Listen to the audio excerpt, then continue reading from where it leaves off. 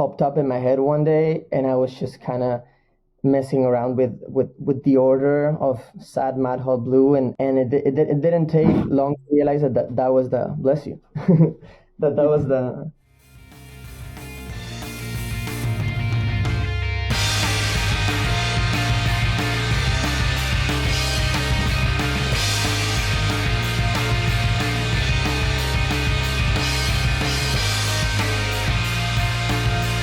Hello, everyone. Today we have a very special guest. Thank you for joining us today, Gonzalo, and how you doing? Thank you, guys. I'm doing good. Enjoying the rain. What about you? Doing pretty good. Thank you again so much for coming on and allowing us to interview you. We have a lot of good questions to ask you throughout this interview. The first one being, how is life treating you in LA? Like, what are you kind of doing in your spare time? It's been very good lately, especially lately. There has been almost no spare time. It's been pretty busy. The other day, I was kind of freaking out, and a friend told me, she was like, just do something for yourself. And I was like, wait. And I hadn't done something for myself in a couple of weeks, just because of the latest release, just putting a lot of work in that. But yeah, honestly, it gets mixed up because I'm doing what I love, so it's a good thing that there's no spare time per se. Right. Kind of that tricky balance between your hobby, but your hobby is also what you're trying to do for a living and everything. Exactly. LA is such a cool city. I know Caleb lived there for a couple months, and me and a couple of my buddies came out to visit him, actually. It has its charm. For sure. So can you tell us kind of about your music experience in LA? Obviously, when it comes to influencing and stuff like that, LA is kind of the place to be. So how's that been? Before coming here, that's what I kept hearing. If you want to do music, and also with the type of music that I'm doing, the genre and stuff, it's the place to be. And I didn't actually understand it till I got here and experienced it myself firsthand. I go to music school. I go to Los Angeles College of Music here in Pasadena. For the first 2 years, it was a lot of that, a lot of getting used to being around so many musicians and singers and instrumentalists and producers. So it was, a lot of developing that. And then the gigging started. That's just one of my favorite things to do. I just love gigging and developing performances, just being comfortable on stage and getting to sing my songs. That's my favorite thing. Musically, just working with my producer, having sessions weekly, and just doing I feel like I'm doing what I'm supposed to be doing right now, so yeah, I feel in the right place for sure. Yeah, I'm sure there's so many important people around you to help you out on kind of that music journey, so I'm sure that's been awesome. Your first album, Sad, Mad, Hot, Blue, came out in 2021. Tell us the story behind that and kind of what the songwriting process was behind that album and that development of that album.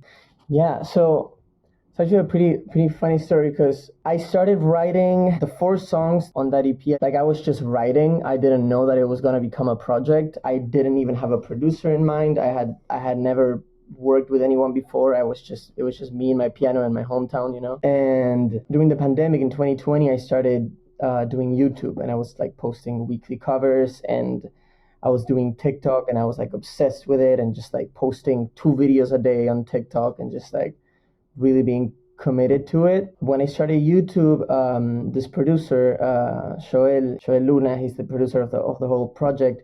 He reached out to me, and I didn't know him. I knew his sister, but I didn't know him personally.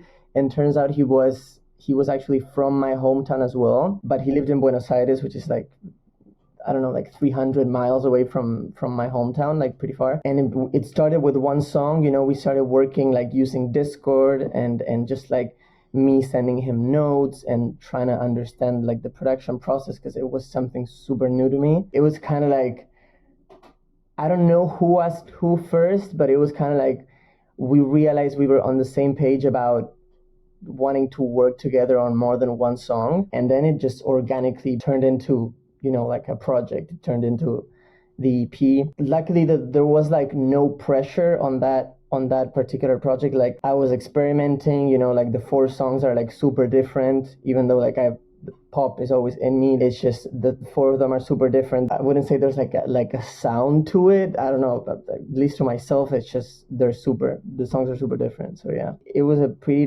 organic thing. It just kind of happened. Do you have any influences that kind of contributed to the creation of that album? For sure. Honestly, the first one that comes to mind is Troye Sivan, specifically with one of the songs with Feels Like It. But well, honestly, no, it's like with Dreams too. Like he kept reappearing, and then Coldplay. Coldplay has always been like a big influence of mine, and that project I definitely remember mentioning them a lot. Billie Eilish as well. To this day is a big influence, but specifically in that project for sure. Yeah, those are the three that are coming to mind for sure. Those are three good ones for sure. Behind that album, I know you said all the songs are kind of different, but is there kind of like a general message you're kind of trying to portray with it? Title of the EP just kind of like popped up in my head one day, and I was just kind of messing around with the order of Sad, Mad, Hot, Blue, and it didn't take long to realize that was the bless you that was the good like that was the order that felt right. Basically, I realized that I had 4 songs that I had written after this breakup that I went through. I was pretty tough, and I just had these 4 songs that I realized they all had that in common. And those 4 songs were part of the process of just like moving on and processing everything. So each song in that order, like the first one is the sad, the second one is the mad, and and so on. As it happened so organically, it wasn't like I was thinking like what's the message. I feel like now that I'm working on a new project, I'm more conscious of that, which is not a bad nor a good thing. It's just I'm more aware of that now. But if I had to think of a message, I'd say like just like processing stuff, just going through it, sitting with that discomfort and kind of like analyzing how I had fucked up in that relationship, how the other person had fucked up in that relationship, being mad, being petty, being angry, being mad at love, being resentful, all of that. So yeah, just processing, going through it. Breakups are one of the hardest things to go through, and I think you really encapsulated that in the album. Thank you. It's obviously sad that you went through that and everything, but I will say it seems like a pretty common theme that an event like that makes pretty good music. I think that seems like a pretty common theme. Yeah, for sure, for many artists, yeah. Moving forward with kind of your collaboration with Peachey Music, speak on that, like working with them, what's that like, and kind of what the future entails with them. Peachey was quite literally the first person that I met here in LA, which is crazy because she's also Argentinian, which is not, like you don't just walk around and meet a bunch of Argentinians. And I didn't know before coming here, I didn't know she was going to be going to the same school as me, and I couldn't attend my first class. And so on the second class of the day, which was my first class, I sit down and this girl just comes and sits down, and she's like, "Hi, what's your name?" I'm Carla. And then she makes it a thing to pronounce the R, just like Carla. And she says Carla. And I'm like, "Wait, are you Argentinian?" And she's like, "Yeah." And we hit it off. We immediately became part of each other's projects. So we've been in each other's projects for the last 2 years and 4 months, 2 years and a half ish. And it's always, there's never been any questioning, with each other. Like we've always wanted each other in each other's projects. We've seen each other just like evolution and progress. We gig together. We've gained a lot of experience together. With me being in our project, we've done every possible kind of gig. Like we've had like last minute, oh, the drummer can't make it, or oh, the bass can't make it, like the bass player can't make it. So basically we just had to like make it work. So there's been a lot of like last minute tweaking and learning how to like, the show must go on type of thing. Her last project, her last release, LA Tapes, had so much fun being a part of that and fucking around with the synths and the backing vocals.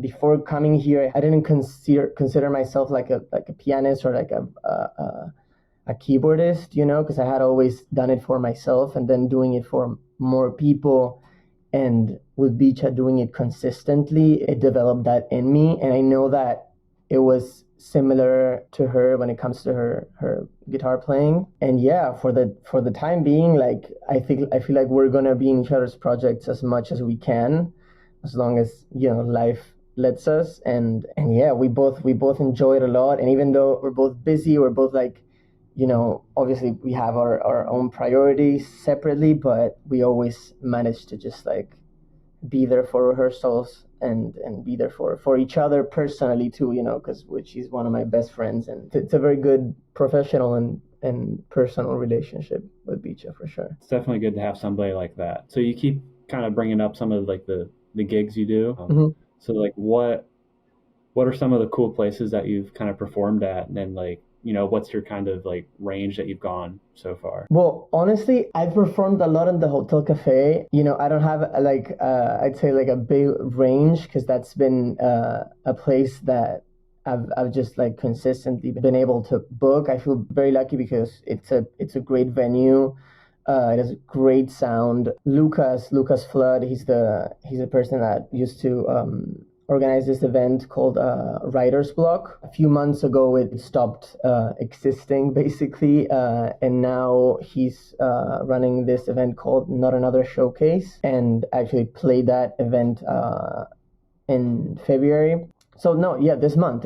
Oh my God, yeah, it hasn't been that long. It's been like, I don't know, like maybe like 2 weeks and a half or something. Time is just crazy. Performing wise, I've developed like my artistry because of school as well too, just doing a lot of performances for me and for other people. When it comes to shows outside of school, I'd say Hotel Cafe is like definitely like my favorite place to be, and just like the crowd and the energy is just a very good place to play, and people go there to like listen, to sit down and like actually listen. So it's very nice. Sounds like you got a kind of a special connection with the cafe. Sure. It also sounds like you enjoy performing, and we know you're good at performing, which I feel like is not always true with some musicians. So it's definitely a good thing to have. Now, kind of going into your new release, Bullet Round, can you kind of tell us what all has kind of gone into that? And we know it's kind of been a while since you've had a release like this, so like what's kind of been going on behind the scenes? Yeah, it's crazy. It's been like 2.5 years since I released anything. It's weird to have something out again. I'm feeling like pressured. Like literally the day that it was released, I was just like so overwhelmed, because I feel like I was like out of practice in a way, and so much has changed in the last 2 years. That song, I started writing it in April 2022, so it's been a minute, it's been almost 2 years at this point. When I wrote that, I was just depressed, didn't get why. I was just confused, but at the same time, I felt like a certain amount of like comfort, that comes with just like being in that state, like comfort, just like uncomfortable comfort.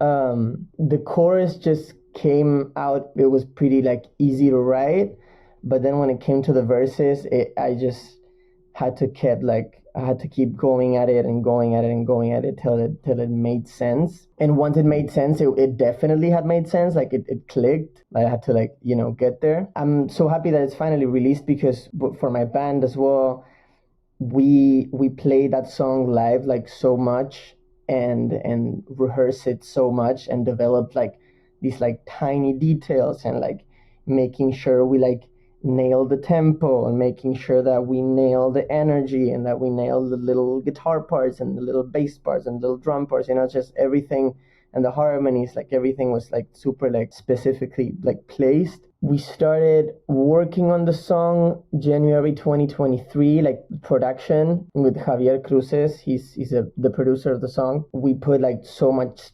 time and energy on it because we wanted it to be like a certain thing. So we made sure we weren't rushing it. Even with the mastering of the song, it was like we got a version. It's like, no, we want to change this, and we got another version, and we want to change this little thing. Just like tiny notes, and eventually just being like, okay, it's time to let it go. It's at a good place. Let's just release it. It seems like it's being really well received. How do you think it's kind of gone so far? I'm happy for not having released anything in 2 years. It's good to see that messages from people saying like, you're doing a different sound, and I like it, and it's different, but it's still you. Like that definitely like feels good, because comparing to my first music, like my first few releases, it's different. Like it's more rock, more alternative. It's less like obviously pop, and so I wasn't scared because I know, like the music will find its right crowd. But it definitely feels good, and there's so much more to come when it comes to the song. Like so much like stuff we have prepared for it, for the message to get across even more, and for visuals and all that jazz. Honestly, I feel good. I'm not stressing out about streams or like all that stuff. I'm just like happy that people are listening to it and that they're liking it, and that they feel like it's relatable to them. That's the I feel like that's the biggest thing, that it's relatable to people. And I can tell you, it's been stuck in my head since it came out. Oh yeah. And you mentioned the word rock, like your song kind of has like kind of a rock sound to it almost. I don't know if you've ever been told this before, but what came to my head when I first heard that was I kind of heard Arctic Monkeys. I don't know if you've listened to them or not, but to be honest, like I don't. Something that has happened to me since I got to LA is that I sometimes I get like comparisons of artists that actually like taken the time to get into their like discography. But it's funny how kind of like the brain kind of just, maybe you can get influenced by an artist that you don't even know you're being influenced by. So it's not like I can say you're wrong, even though I don't listen to them. It's just, right. If it's there, it's there, But yeah, no, so I can kind of hear that transition, from your EP a couple of years ago to your new release. I can kind of hear what you said about kind of a transition in sound. So, So that was really cool. It's a beautiful song. You did such a wonderful job with the pacing and everything with Bullet Round. What kind of does the future look like for you? The future. How if I know? No, I mean, honestly, the other day I was talking to Javi, to my producer, and we're buddies at this point. Like we've spent so much time together, we've become close. And I was talking to him, and I was saying, he was like, "What are you doing? Are you gonna have summer off like from school?" And I told him, "Yes, but I won't be free. Like I'm manifesting some opportunity, whatever. Who knows?" I just told him, "Who knows? Maybe I'll be touring. I don't know, and I don't know what's gonna be happening." But I told him that if I were doing exactly what I'm doing right now in 6 months, I'd be happy, because I am, as I said before, I feel like I'm doing what I'm supposed to be doing. And not only because I'm supposed to be doing it, I mean from like my calling, like I feel like I'm focusing on getting my message out there and my music and what I want to say. And I have more stuff coming. We've been working on stuff with Javi for the last year. There's definitely more than one song. And I want to keep working on finding more of my people and more, like more of my crowd and connected to what I'm saying, to what I believe. And it feels good to be in LA. So definitely for the foreseeable future, my future is in LA. That's for sure. Spend more time in LA, keep making music, right? That's the dream. Is there any kind of timeline for any more releases in the future?